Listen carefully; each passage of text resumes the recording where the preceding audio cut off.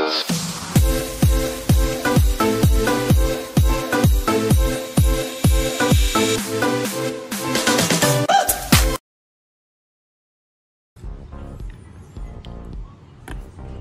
up mga kaklista, it's me again, Patrick Patricio. So for today's video guys, nakikita nyo naman sa inyong harapan ay maglulub tayo. Ito yung brand nya, Cefal Bio Bike Pro Lube. Okay, so yung previous video natin, nakita nyo naman na ginamitan natin to ng chain cleaner, yung portable, yung kulay blue. So kung hindi nyo pa napapanood, ilalagay ko dyan yung link sa description. Okay, so ngayon ito yung nabili kong Cefal. I'm not sure kung merong fake nito or wala.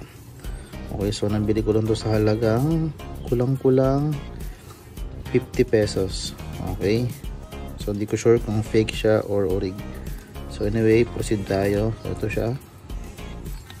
Okay, bago pa to eh. Yan, diba? So ngayon bubuksan muna natin para ano na natin, malub na natin. Okay, so butasin lang natin dito, maliit lang para hindi masyadong makalat kapag tumapon. Okay, so yan, balik na natin to at simulan natin mag-lube at tingnan natin kung okay to. So yan siya, may ubutas naman yan. So sisimulan na natin dito. So tingnan ko muna, isang patak muna nga. Yun, dami, perfect, para lang siyang tubig, no? Pero oil naman siya. Tingnan natin kung maganda yung quality niya. Okay, kasi first time ko nagamit nito eh.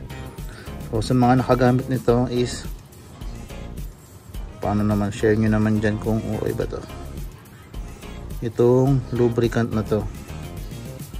Kasi observe ko pa siya, kasi nga first time ko pa siyang gamitin ako, kung mabilis ba siya matuyo or mabilis ba siyang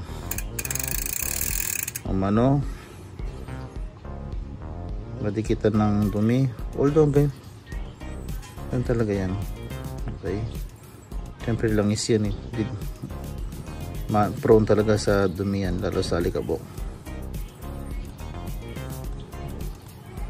Tingnan natin kung gaano siya katagal mag lalast. Wala kasi itong missing link, kaya patandaan na lang natin yung kanina saan tayo nagsimula. Makikita mo naman yan pag yung sumunod eh makintab na. Yan ang paglalagay yun.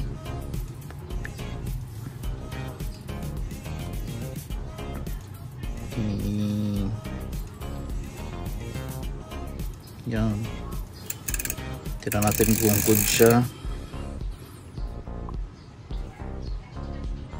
So paki-comment nyo dyan kung meron kayong ganito, tapos kung ano na experience nyo, kung maganda ba, or kung nabili ko ba ay fake or original.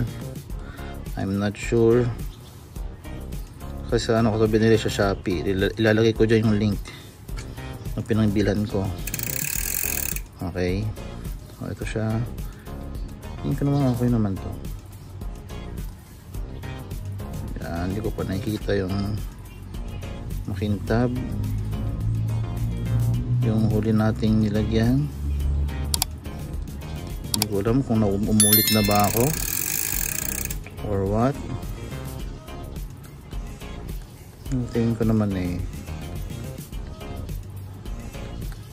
hindi pa. Hindi lang mag-apply nito, ayos ah. Pero pa ako nakikitang Cefal yung may wet, merong dry. Siguro sa ano yun, sa weather condition, no? So comment nga dyan kung ano yung mga yun. Ano, umulit na ba ako? Hindi ko pa nakita yung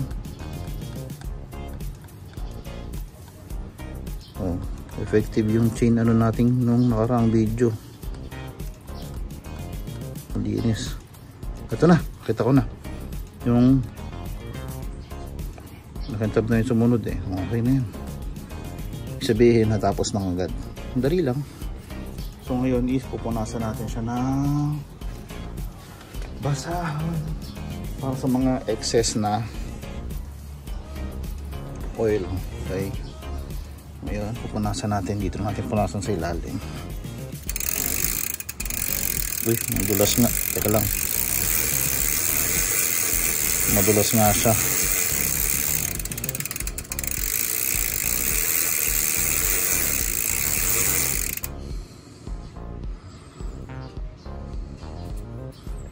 Okay naman, ibig sabihin nasa loob na yung oil niya.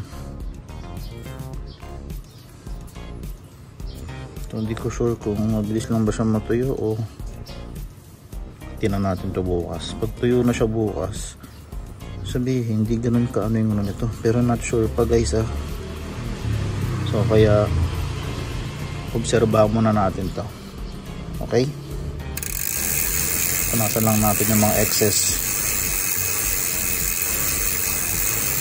So comment nyo rin dyan sa baba kung ano experience nyo sa oil na ito, Cefal. Okay, Cefal baka naman no. Yan. Mukhang goods naman siya eh. Okay, ito pa na natin. So sa mga susunod na gamitin natin yan. Ito ka pala ay kadena ni Trinks to. Okay, kay Trinks na kadena to. Okay, so ang speed nito is 1, 2, 3, 4, 5, 6, 7. 1, 2. So nasa 7 speed tayo yung ginamit natin na to. Okay, so yun lang guys, at obserbahan natin to kung okay. Kung meron kayong question or suggestion dyan, pwede nyo i-comment dyan sa comment section para masagot natin. Okay, so maraming salamat guys. So mukhang goods naman siya, makintab. So yun lang guys mga kaklista, maraming salamat sa panonood nyo at sana'y meron kayong konting natutunan dito sa ating video. Yun lamang, maraming salamat and God bless and ride safe. Bye bye. Sheesh.